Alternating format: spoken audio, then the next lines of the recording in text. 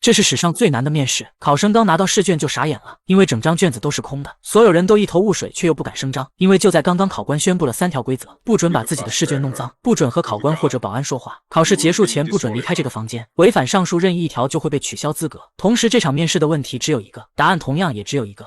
Any questions?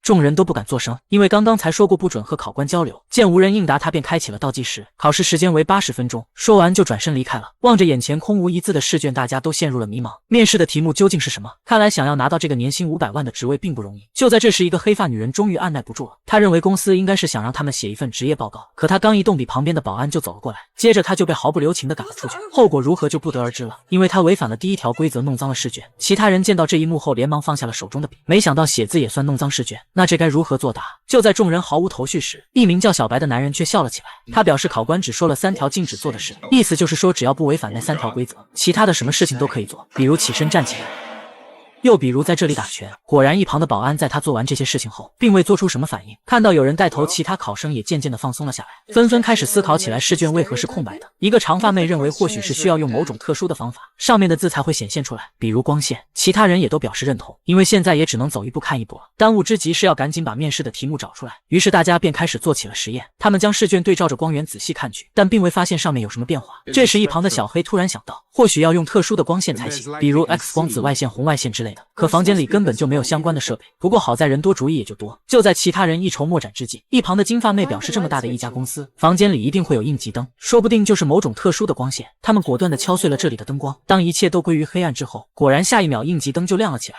是一种黑光。他们见状赶紧拿来试卷实验，可结果还是一样，上面什么都没有显现出来。胡子男觉得应该是没有找对颜色，再仔细找找，说不定还有其他灯光。这时一旁的眼镜妹发现灯管的上半部分并没有亮，于是他们又再次将其敲碎，随后一种橙色的灯光就亮了起来。众人又再次跑过去实验，但还是没有任何变化。Okay, now, can we please get off the lighting? 小白觉得或许要用其他方式才能让试卷显现，于是他拿来了黑发女人的试卷。他认为试卷应该是由一种特殊的材质制成，用铅笔涂黑也许能有效果，但结果显而易见。不过很快他又有了新的主意，既然光线和铅笔都没有用，那不妨试一试液体。说完他就将试卷撕成了2份，然后把其中1份交给小黑，让他用口水去舔，自己这边则用尿液做实验。可这个方法也没用，大家对此也是无可奈何。就在这时，小白注意到了一旁的眼镜男，他至始至终都没有说过话，也没有参与进来。看着桌上的这些玻璃碎片，他忽然说了一句奇怪的话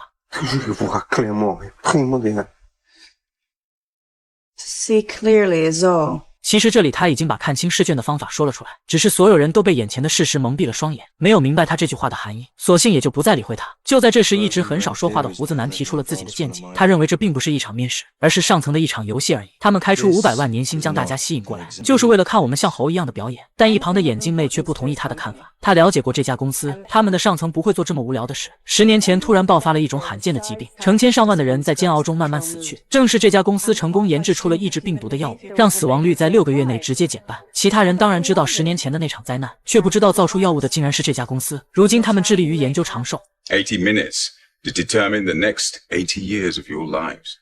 回想起考官的那句话，众人瞬间就明白了过来。也就是说，只要自己进入这家公司，就能活到100多岁。为了这项研究，他们现在急需人才，所以这场面试是真实的，并不是游戏。长发妹的男友正是得了这种病，虽然有了特效药，却十分的昂贵，但只要成为公司员工就能享5折优惠，所以他才来参加这场面试。随后他又表示，既然之前的方法都没有起到作用，秘密说不定就藏在保安身上。下一秒他就径直来到了保安这里，然后毫不客气地朝着他的口袋摸去。因为对方没有违反规则，所以保安并未阻止。长发妹从他的口袋里摸出了一个打火机，小白不明白这东西能起什么作用，难不成能将试卷烧出字来？看着上面的烟雾警报器，他好像有了主意。但小黑觉得他们刚刚才用液体做过实验，根本就没有效果。对于小黑的质疑，他不慌不忙地表示，这里面装的不一定是水，可能是任何液体，比如显影液。其他人也都同意他的看法。为了这场面试，公司将这里做些改变也不是不可能。随后长发妹便站到了桌子上，然后点燃打火机，众人也都在下面做好了准备。可很明显高度不够，于是聪明的小白便给他递来了试卷。有了纸张就好办多了。很快在烟雾的作用下，防火警报就被触发，可留下来的却不是什么所谓的显影液，就是普通的水。他们又失败了。就在这时，长发妹发现自己的试卷不见了，原来刚刚小白拿来的竟然是她的试卷，因此她被淘汰了。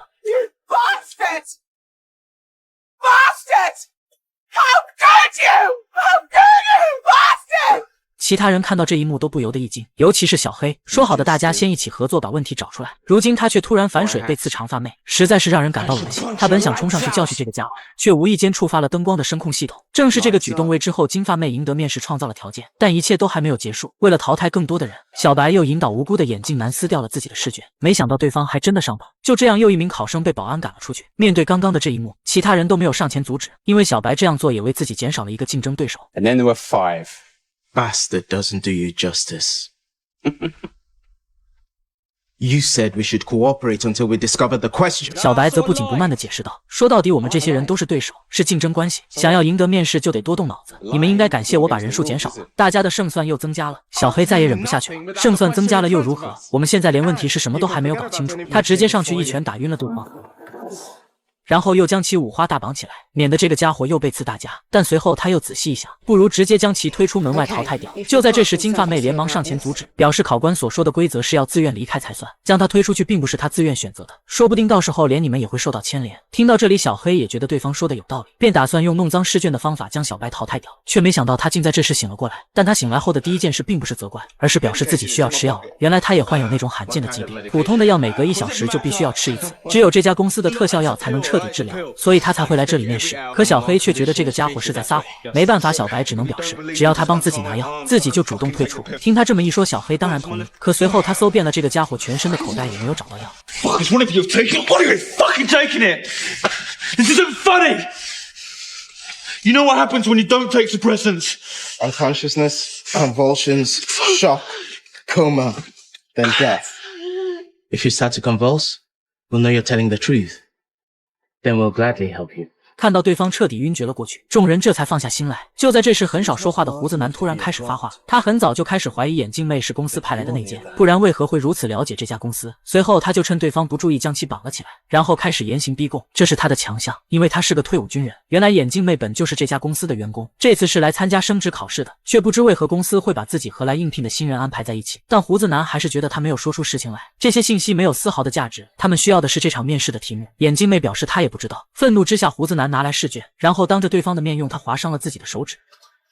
What are you doing?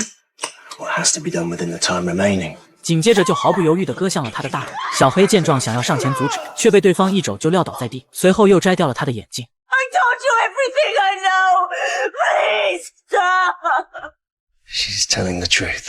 胡子男认为人的眼神是不会撒谎的，所以眼镜妹才逃过一劫。一波未平，一波又起。就在这时，一旁的小白竟真的开始抽搐了起来。这下小黑才彻底相信他没有说谎，因为他的老婆就是这样死掉的，而自己也是病毒携带者。可他的药却找不到了。金发妹表示，既然大家彼此都不信任，那就互相搜身看是谁拿了他的药。可经过一番搜查之后，依旧没有找到。此时时间已经只剩下14分钟了。就在这时，眼镜妹注意到胡子男有嚼口香糖的习惯，精通心理学的他一下就在其桌子附近找到了一块已经嚼完的，里面包裹的正是那枚药丸。其实很早之前他就趁小白不注意，将他的药丸偷了过来。可就在眼镜妹准备将药喂给小白时，胡子男却开始极力的阻止，表示这样的坏人死了就死了。争抢之中，他将药丸直接打入到了下水道之中。小黑赶紧伸手去拿，但下水道的缝隙实在是太窄了，根本就无法拿到。两个女人也都试了一遍，同样也拿不到。此时小白的情况越来越严重了，已经开始流鼻血了。情急之下，眼镜妹赶紧向考官求助，却因此违反了第2条规则，结果就是被保安无情的赶了出去。好在另一边的金发妹利用发卡成功的将药丸取了出来，然后赶紧喂给了对方。很快小白就醒了过来，他知道是胡子男拿了自己的药丸，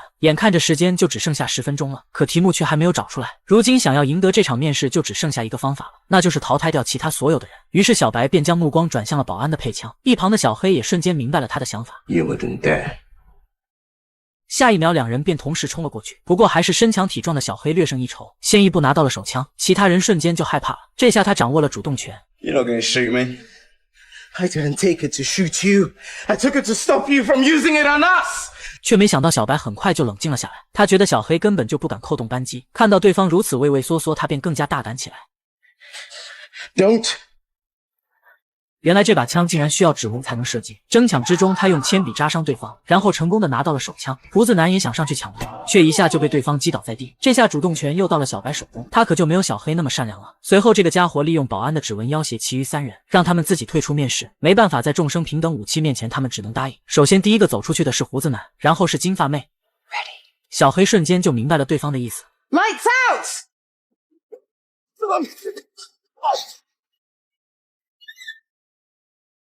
Lights on!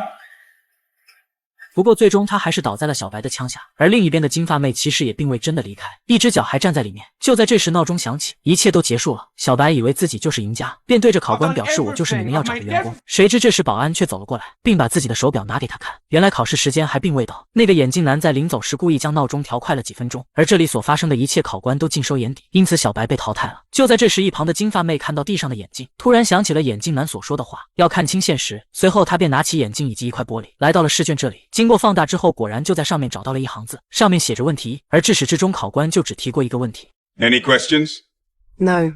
这便是问题和答案。那个眼镜男其实就是公司的 CEO， 特效药就是他研制出来的，只是他不善言辞罢了。小黑也其实并未死掉，打入的子弹并不是真的，而是加入了特效药的假子弹。他不仅成功的捡回了一条命，就连身上的病也被彻底治疗了。People are going to need this product. We can only produce so much at a time. Tough decisions are going to have to be made by a wise administrator. Someone who combines a listening disposition with attention to detail and a compassion. 而这些品质金发妹身上都有，这才是她被选中的真正原因。自此这场面试就到此结束了。其实考官提出那个问题时，考试还并未开始，所以此时他们回答并不算违规。在现实中我们也会经常遇到这个问题，比如在某场会议中或者某场考试中，负责人都会在最后问上这么一句，大家还有什么问题吗？但往往大部分人都会习惯性的选择沉默。不管是生活还是职场之中，处处都充满了细节，我们需要做的就是冷静思考，然后付出行动，最后无往而不利。